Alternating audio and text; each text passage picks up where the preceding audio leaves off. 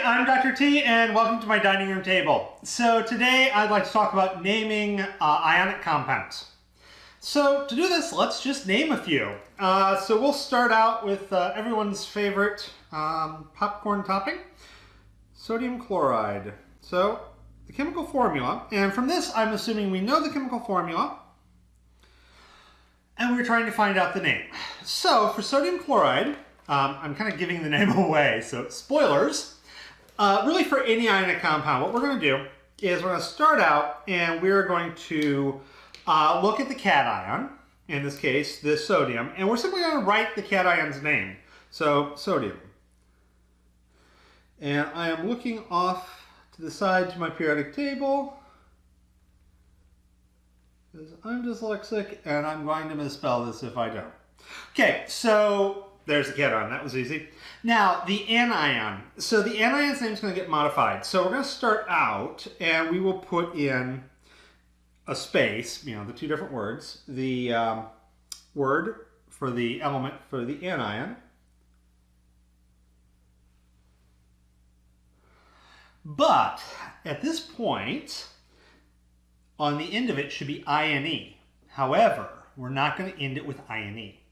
So we're going to take the INE ending that's in the name of the element, or really whatever the last syllable is. So for oxygen, it's the gen. So we're going to drop all but the OX. But for the chlorine and for all of these other ones where it's just simply an ion, we're going to put IDE. So it's sodium chloride. Now, to be clear, this doesn't change if the number of atoms is different.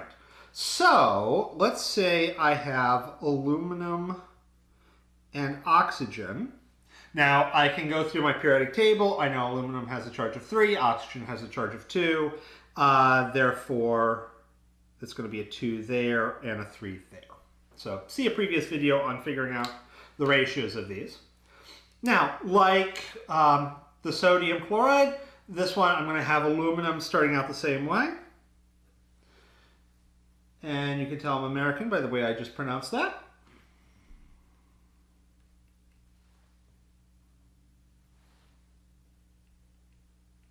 By the way, you'll notice how I'm using a lowercase letter. Chemical names are not proper names. Unless you're starting a sentence with it or would otherwise be forced to make any other noun capitalized, you don't capitalize them.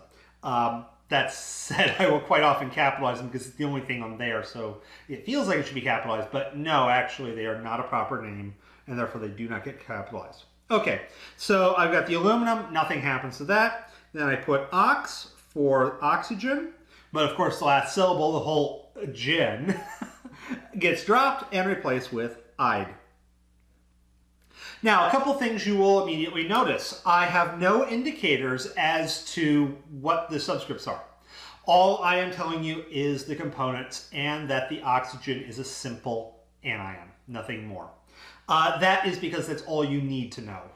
If you know it's aluminum and you know it's oxygen, and oxygen is an anion, you can pretty much assume the aluminum is a cation, and from that you figure it out. Also, you're going to put these in the same order that you would otherwise put, so yeah.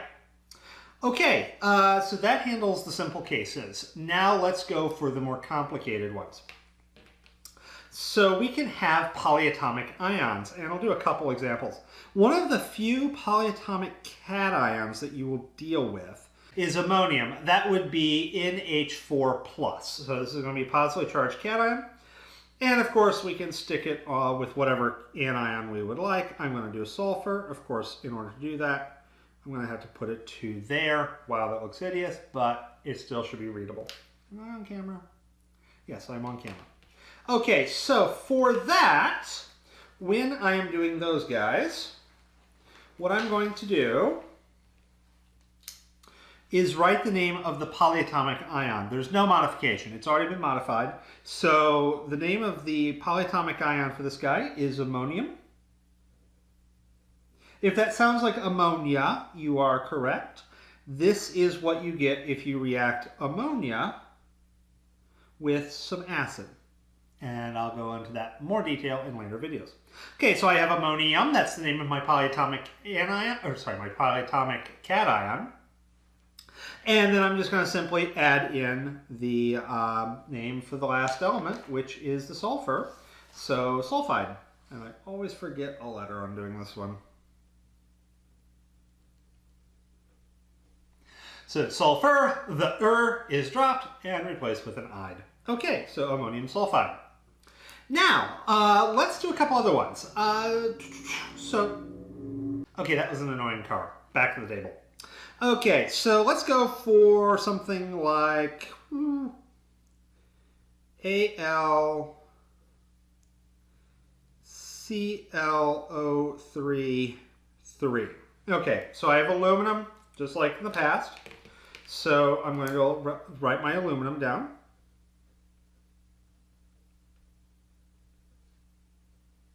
Now, this guy. This is an oxyanion. It's a polyatomic ion. So I've got a couple of choices. One, I can go ahead and just look up the name of the polyatomic ion. And when I do, it's going to be chlorate. And actually there's a trend when it comes to what we call oxyanions. So you'll notice this is a chlorine, and then surrounding the chlorine is going to be some oxygens. Well, when doing this, the prefix will change. So this guy is going to be similar to the chlorine, but it's going to be chlorate, A-T-E. Now, there's a pattern with these guys. You don't have to memorize all of them. Typically, except for the nitrogen-containing ones, most of them are going to have a similar charge as their bare element, or the simple ion counterpart to them. So chlorate has the same charge as chloride. It's just got some oxygen stuck onto it. Now, there is a trend on these. The 8 is indicating the number of oxygens. So I could look at a counterpart to this one.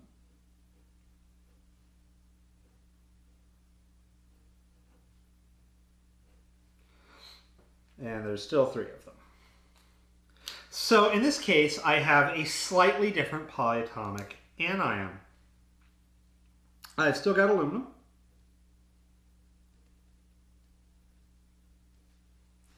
But now this guy is going to be chlorite. The ite indicates it's 1 less than an 8. So with these guys, one of the polyatomic ions is going to be indicated as the 8. If that's the only oxyanion there is for that particular element, then that's the only one that's going to get an 8. If there are 2, then the one with the more oxygen gets the 8. The one with 1 less gets the ite.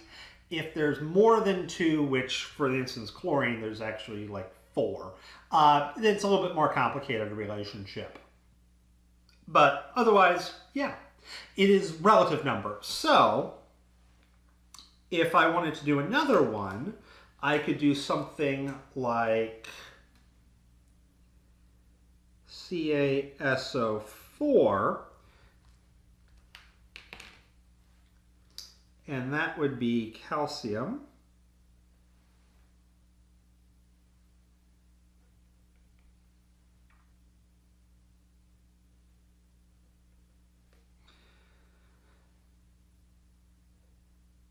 Sulfate.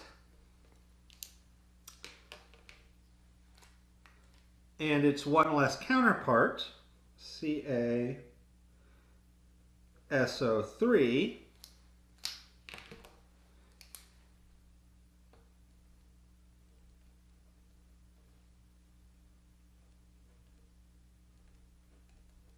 would be calcium sulfite.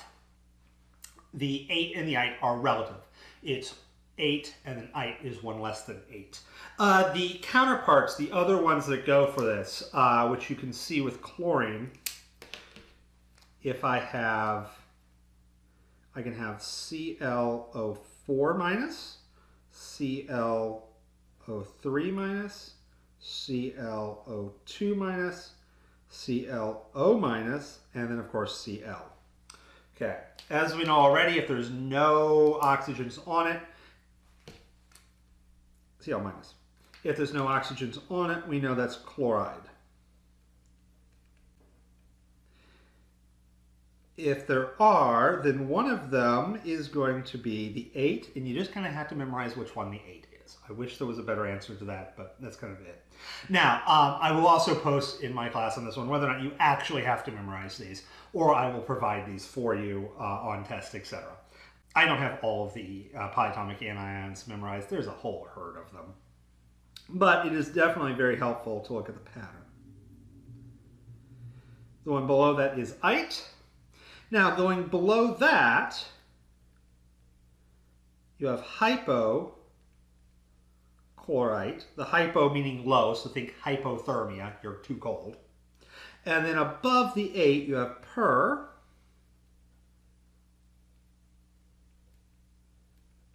perchlorite. And in this case, if this was, say, a bromine, then just simply the chlor would be replaced with brome. And, same for iodine. Anybody who's going to have this whole chain, you just simply swap out that internal element. Okay, so yeah, that's polyatomic anions. At least polyatomic oxyanions. There are other polyatomic anions that don't follow this pattern, and in those cases, you just look them straight up as to what they are. Okay, now there is one other kind of make life a little bit interesting with naming, and that goes to the transition metals. So the problem with transition metals, as I think I've alluded to previously, is that they can come in more than one charge. So if I have iron makes two compounds with oxygen, Fe2O3 and FeO. And to make life even more interesting with these, there's actually two different ways to name them. So the first way that I'm going to show you is the newer way, and it's what we call UPAC, International Union of Pure and Applied Chemists. They're kind of the ones in charge of signing names, etc. We're going to start out with iron. Yes, I spelled that right.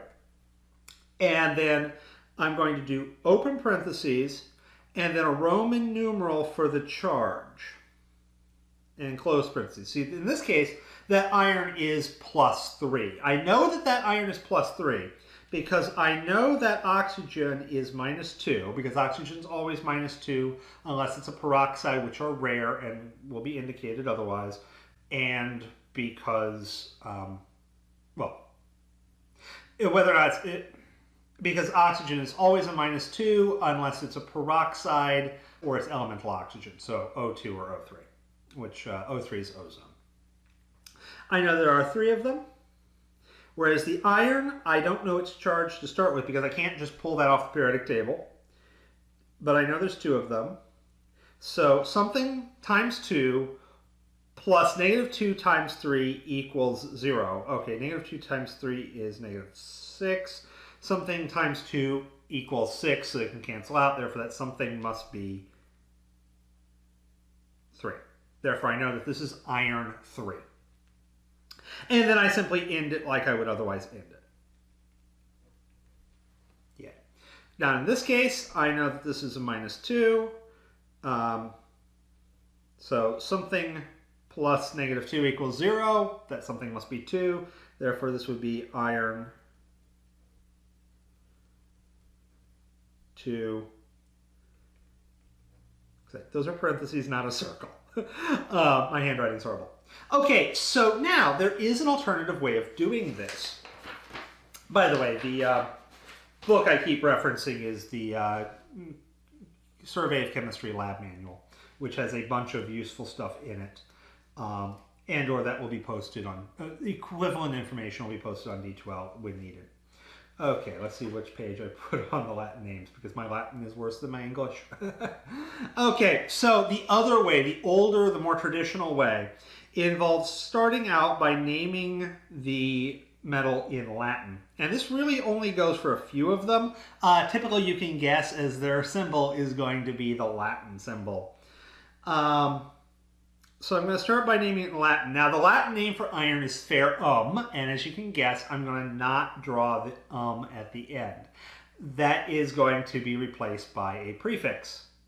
That's going to be replaced by a suffix. So that suffix in this case, because it's the higher of the 2 charges, is ic, and then I just simply end like normal. And then the alternate, The lower of the two is going to be OUS, ous, and then oxide. Now, like the oxyanions, the charges on these guys when it comes to the older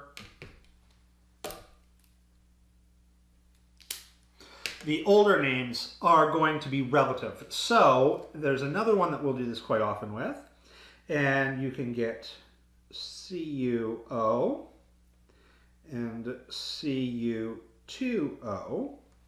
So let's look at the charges. I know the oxygen is a -2 in both cases. I know that they will sum up to 0. I don't know the charge here. Something -2 equals 0. It's 2.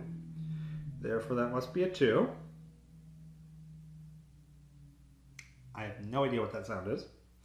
And then something times 2 equals, no, plus -2 equals 0. Therefore, that something must be 1. So, in the new naming, not down with the pen, in the new naming, I would call this copper, Roman numeral 2, oxide. This one would be copper, Roman numeral 1, oxide. In the old naming, this would be cupric,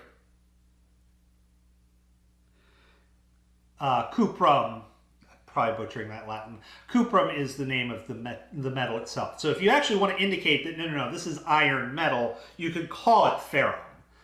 People would look at you funny, but they would know what you meant, at least if they were chemists. So I'm going to take cuprum, I'm going to drop the because it's not the metal, it's the salt. And this is the higher of the two numbers, so it's an ic and then oxide.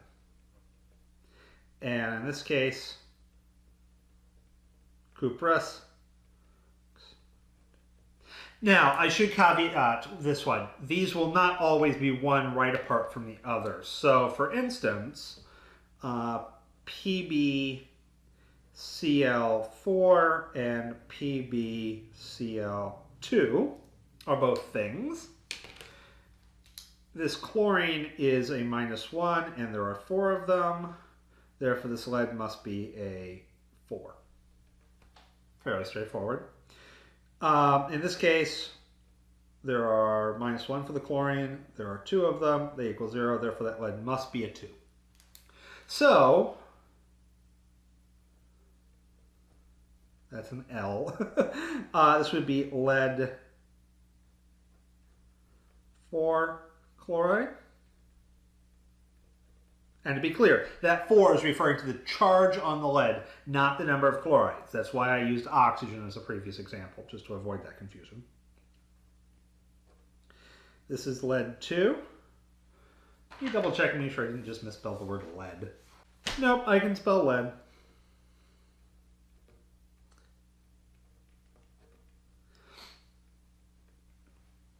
Okay, and now, making sure this is actually still on the camera. It is. I could name this in Latin, and this would be plumbum for the metallic, which is actually where we get the word plumbing from. Although my understanding is the ancients didn't use lead pipes nearly as much as we do in the 20th century, or did in the 20th century, which is why we have lead pipe problems. Okay, so this would be plumb-ic, because it's the higher of the two, and then chloride. And this guy would be plumbus, and this will be chloride.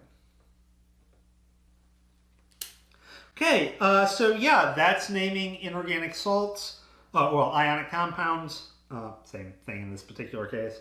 So yeah, a couple of things to keep in mind. Both systems are actually still used.